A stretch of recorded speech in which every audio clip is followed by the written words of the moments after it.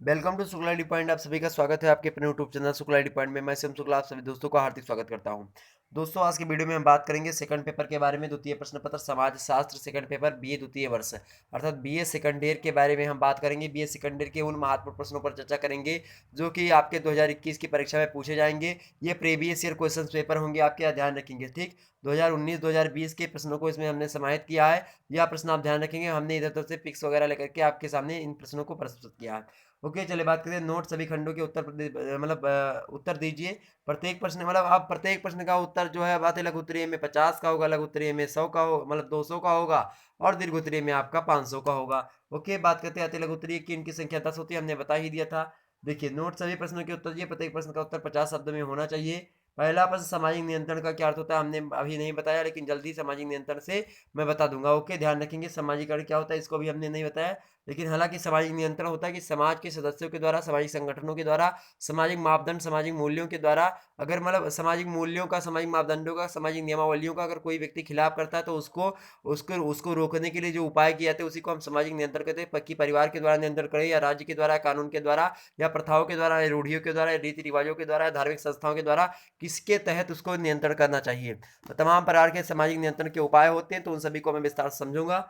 चलिए बात करते हैं आगे। अगर अपना सामाजिकरण है दूसरा वाला, सामाजिकरण का मतलब होता है सोशलाइजेशन।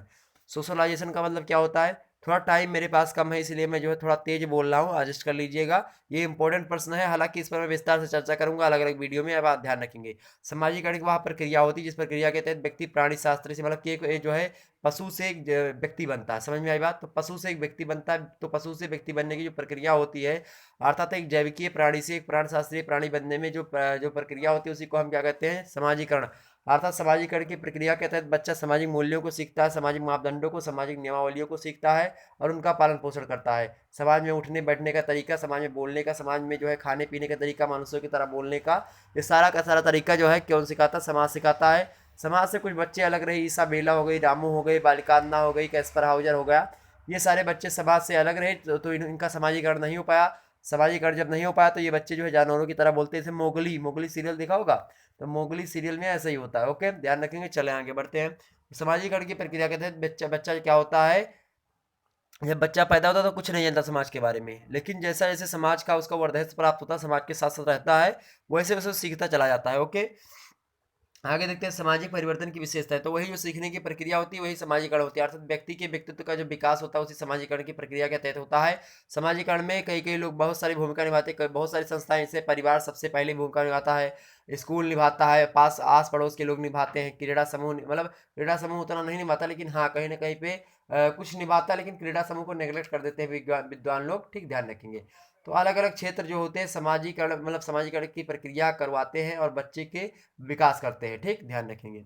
आगे देखते हैं सामाजिक परिवर्तन की विशेषता। सामाजिक परिवर्तन की क्या विशेषताएं हैं, सामाजिक परिवर्तन की विशेषताएं पूछा गया है। तो सामाजिक परिवर्तन की विशेषताओं को आप बता सकते हैं। सामाजिक परिवर्तन में बहुत सारी विशेषताएं हमने आपको बता दी विस्तार से।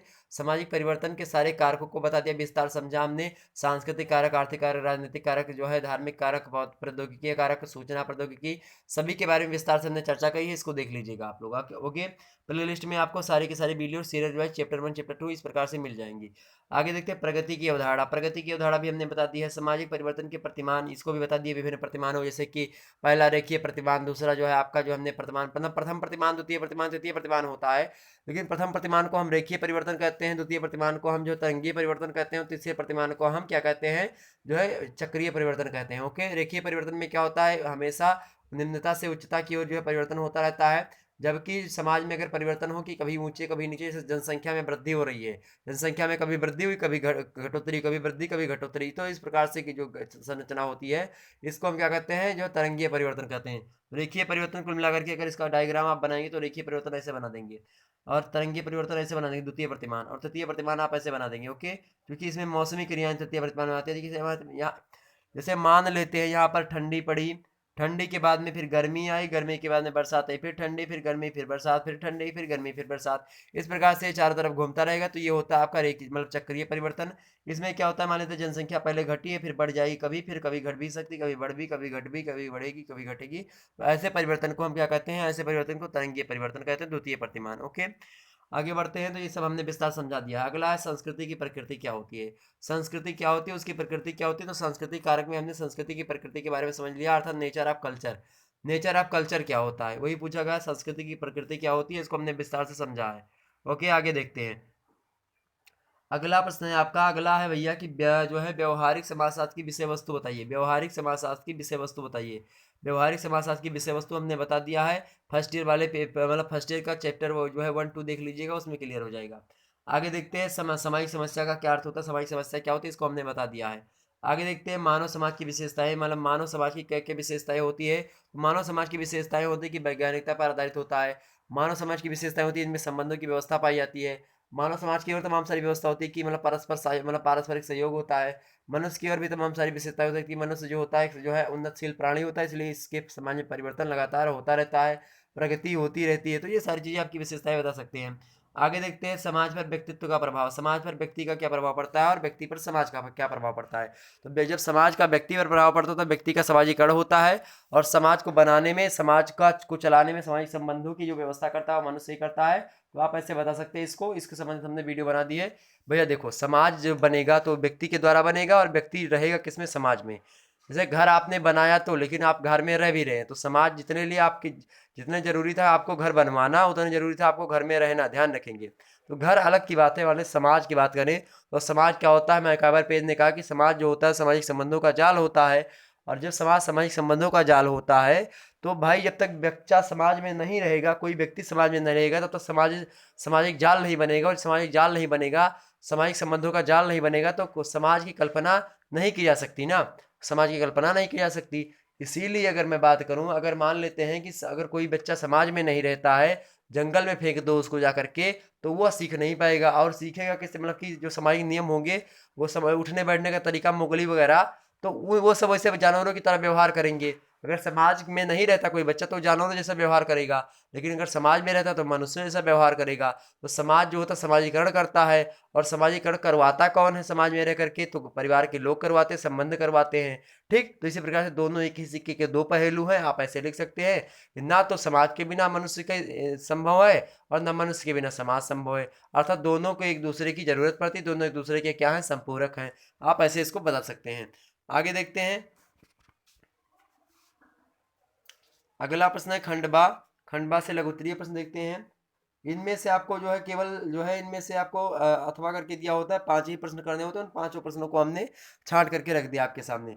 200 शब्दों में आपको लिखना होगा।